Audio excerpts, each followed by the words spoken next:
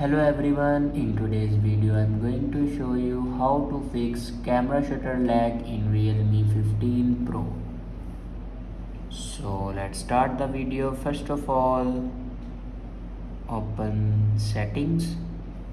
In settings, scroll down and here you can see the option apps. Now click on apps and then click on app management.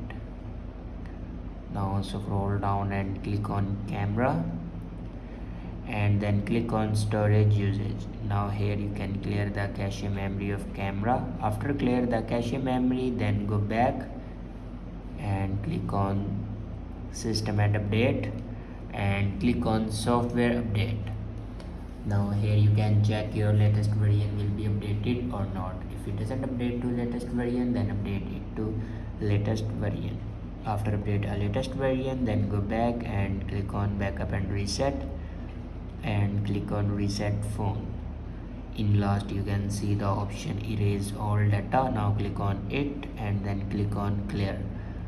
Erase all data basically means factory data reset. It will remove all the data in your device like photos, videos, documents. Everything will be removed in your device. After do factory data reset, your problem will be fixed. I hope this video is helpful for you. Thanks for watching.